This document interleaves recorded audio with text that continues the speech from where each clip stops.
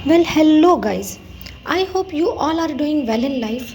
Life बेहतर हो इसीलिए तो हम आते हैं और आपके जीवन को विभिन्न सुझाव बेहतर से बेहतर बनाने के लिए देते हैं।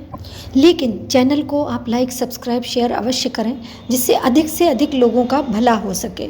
देखिए, जो भी व्यक्ति, वस्तु, परिस्थिति, स्थिति या कोई भी ऐसी सिचुएशन जो कि आपको परेशान कर रही है, आपको समझ में नहीं आ रहा है कि इस सिचुएशन से कैसे निकलें और आपकी पहुंच वहां तक नहीं हो पा रही है कि आप उपयुक्त समाधान ढूंढ सकें, तथा कोई ऐसी आदत जिसकी गिरफ्त में आप आ गए हैं और आपका जीवन डाउनफॉल की ओर जा रहा है, तो आपको करना कुछ नहीं है, बस कुछ स्पेसिफिक सजेशंस हम देंगे और आपको उन्हें फॉलो करना है।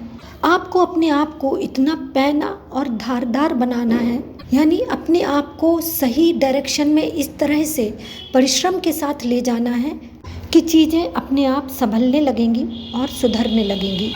जो भी व्यक्ति, वस्तु, परिस्थिति या स्थिति आपको परेशान कर रही है, तो आपको करना क्या है कि उसकी पकड़ को ढीला करना है, उसकी पकड़ को इतना कमज़ोर करना है कि वह चीज़ आप पर हावी ना होने पाए। इसमें चिंता करने से कुछ नहीं होगा, सिर्फ आपको एफर्ट करना है और कंसिस्टेंट एफर्ट करना है। वह पकड़ यदि आप पर ढीली पड़ गई तो समझ लो कि आपने जंग जीत ली।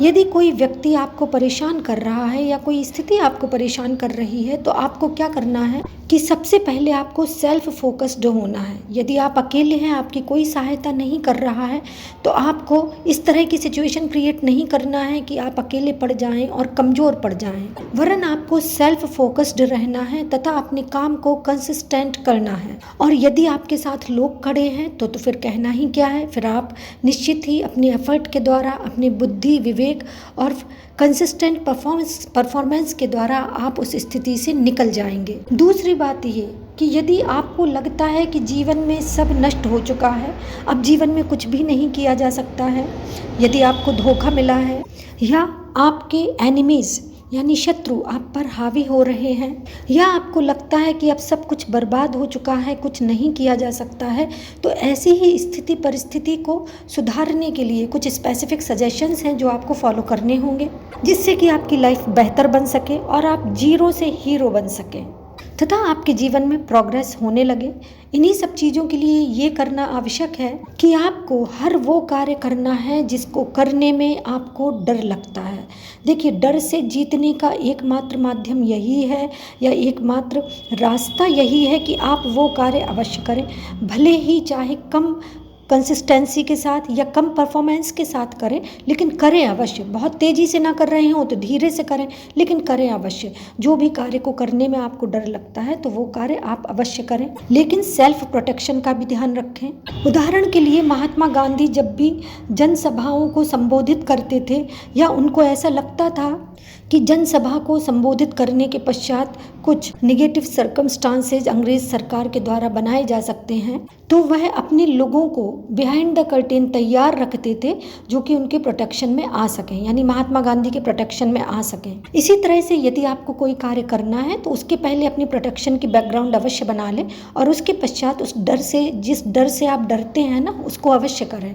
इसके अलावा यदि आपकी पढ़ाई में प्रोग्रेस नहीं होती है, आपका पढ़ाई में मन नहीं लगता है, आपको घर वाले ताने देते हैं कि कुछ नहीं कर सकते हो, कुछ नहीं करते हो, पढ़ाई बिल्कुल नहीं करते हो, और आपको पढ़ना है, तो इसके लिए आपको अपने आप से प्रॉमिस करना होगा कि आपको रोज़ 2 घंटे पढ़ना है। चाहे आप 1 आवर के 2 सेशन लीजिए या 1.5 घंटे के 2 सेशन लीजिए, 2 घंटे या 3 घंटे आपको पर डे पढ़ना है, चाहे आपका मन लगे या ना लगे। शुरू में ये होगा कि आप किताब पलटेंगे, यहाँ से वहाँ देखेंगे, मन आपका इधर उधर होगा, लेकिन धीरे धीरे शनै शनै आपका मन पढ़ाई की ओर या स्टडी की ओर लगने लगेगा। यदि आप ग्रामर की एक्सरसाइज करते हैं या आप स्पेसिफिक वर्ड को, अपनी इंग्लिश वोकेबुलरी को इंक्रीज़ करना चाहते हैं या मैथ्स के सम्स या सॉल्यूशन सीखना चाहते हैं, तो इसके लिए आवश्यक है कंसिस्टेंस परफॉर्मेंस इज मस्ट, यानी करत करत अभ्यास थे जड़मति होत सुजान। तो it does not matter whether that you are going to defeat it, but the main thing is that you have to make your consistent performance. लगातार आपको प्रयत्न करना है। यदि आपको हो सकता है आपको ऐसा लगे कि आप हार रहे हैं, आप कुछ नहीं पढ़ पा रहे हैं, आपका समय बर्बाद हो रहा है, पढ़ने के बाद भी कोई चीज़ हासिल नहीं हो पा रही है, लेकिन वास्तव में ऐसा नहीं होता है।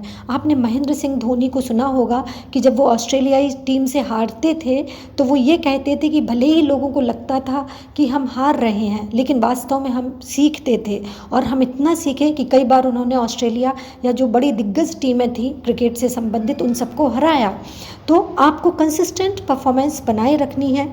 इसका परिणाम ये होगा कि जब आप धीरे धीरे अपने आप से प्रॉमिस करेंगे कि आपको स्टडी करनी है पर डे 2 घंटे या 3 घंटे, तो धीरे धीरे जो चीज़ें हैं वो आपको समझ में आने लगेंगी और आप फिर एक स्पेसिफिक सिनेरियो में स्पेसिफिक जीवन के उद्देश्यों को लेकर उस दिशा की ओर पढ़ने लगेंगे। तो पढ़ाई करना बहुत अधिक कठिन नहीं है, बस आपको सेल्फ एफर्ट उसमें देना है। इसी के अतिरिक्त यदि आपको लगता है कि आपका स्वास्थ्य बहुत बिगड़ रहा है अधिक खाने के कारण, या आप अपने स्वास्थ्य का ध्यान नहीं रख पा रहे हैं, तो सबसे पहले आप उन चीज़ों को करना बंद कर दें जो कि आपके स्वास्थ्य के लिए हानिकारक हैं। यदि आपकी बहुत ज़्यादा खाने की आदत है तो आप इंटरमिटेंट फास्टिंग की आदत डालें कि आपको एक समय में तो सब कुछ खाना है, जो भी खा सकते हैं खाइए, खूब पेट भरकर खाइए, और लेकिन एक निश्चित समय के बाद खाने के बाद आपको फास्टिंग करनी है। फास्टिंग कितने आवर्स की? 10 to 12 आवर्स आपको फास्टिंग करनी है। उसके बाद आपको रेगुलर खाना है।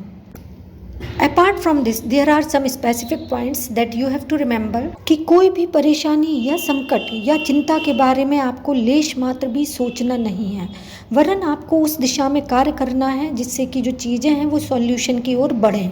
यदि आपकी इनकम कम है या आप अधिक नहीं कमा पा रहे हैं और आप अपने जो कंफर्ट जोन है उससे बाहर नहीं निकल पा रहे हैं, तो आपको अपने आप से प्रॉमिस करना है कि प्रत्येक दिन आपको 4 से 5 घंटे अपनी अर्निंग के संबंध में लगाने ही हैं। कुल मिलाकर कोशिश करनी है। आपने सुना होगा, कोशिश करने वालों की हार नहीं होती, और कार्य करना है, ना कि चिंता करनी है। कुछ लोग क्या करते हैं कि उनके सामने नेगेटिव सर्कमस्टांसेस आए या कोई परेशानी आई, कोई प्रॉब्लम आई, तो सॉल्यूशन पे वर्क करने के बजाय वे बैठकर चिंता करते हैं या डिप्रेशन में चले जाते हैं। लेकिन आपको अपना मानसिक संतुलन, माइंड को कंट्रोल रखना है और मानसिक संतुलन आपको बनाए रखना है। इसके अलावा यदि आपके जीवन में बहुत सारे कार्य हैं और सभी कार्य मुख्य हैं, तो आपको प्रायोरिटी के बेस पे अपने कार्यों को करना होगा। उदाहरण के लिए यदि आपको सर्विस में और स्वास्थ्य में किसी एक चीज़ का चयन करना है, आपके पास अर्निंग के जो घर पर विकल्प हैं वो उपलब्ध हैं, तो सबसे पहले आपको अपने स्वास्थ्य पर ध्यान देना होगा। और यदि आपका स्वास्थ्य कमज़ोर है और अर्निंग के विकल्प भी नहीं है, तो आपको दोनों चीज़ों को बैलेंस बनाकर रखना होगा। यानी आपको अपने स्वास्थ्य पर भी ध्यान देना होगा और अर्निंग को भी बैलेंस करना होगा। आपको ऐसा लगता है कि किसी ने आपको चीट किया है, धोखा दिया है, कोई छोड़कर चला गया है, तो भी आपको डिसअपॉइंट नहीं होना है। अपना एटीट्यूड इस तरह का रखना है कि दूसरा व्यक्ति स्वयं ही आपकी ओर अट्रैक्ट हो। आपको अपना एटीट्यूड ना तो बहुत अधिक सख्त रखना है और ना ही बहुत अधिक स्पॉन्टेनियस या सहज रखना है कि दूसरे को आप सहज उपलब्ध हो जाओ। और इन एफर्ट के साथ यदि आपकी स्पिरिचुअल स्ट्रेंथ मिल जाए तो समझ लीजिए कि सोने पर सुहागा है। आपको उस सुपर नेचुरल पावर को, जिसे आप ईश्वर, गॉड, अल्लाह, जीसस या वाहेगुरु जो भी कहते हो, आपको उस सुपर नेचुरल पावर को एड्रेस करना है, उसका आभार व्यक्त करना है जिसने आपको जीवन दिया है तथा जीवन में बेहतर से बेहतर करने की परिस्थिति, मौका और विवेक दिया है। तो आपको उस सुपर नेचुरल पावर से कहना है, thank God that you have given me everything. Thank God कि आपने मेरा यह कार्य कर दिया है। आपको आभार लगातार व्यक्त करना है। आपको अपने सबकॉन्शियस माइंड को इतना स्ट्रांग बनाना है कि कॉन्शियस माइंड भी उस चीज़ को सच मानने लगे। जैसा आप सोचते हैं उस हिसाब से अपने कॉन्शियस माइंड को ट्रेन कीजिए, और कॉन्शियस माइंड को ट्रेन करने के लिए आवश्यक है कि आप अपने सबकॉन्शियस माइंड को स्ट्रांग करें। आप हमेशा एनकरेज्ड रहें, उत्साहित रहें और ये कहें कि मेरा यह कार्य हो चुका है या मैं यह कार्य कर लूँगा। इन्हीं चीज़ों का ध्यान रखिए और फिर देखिए कार्य कैसे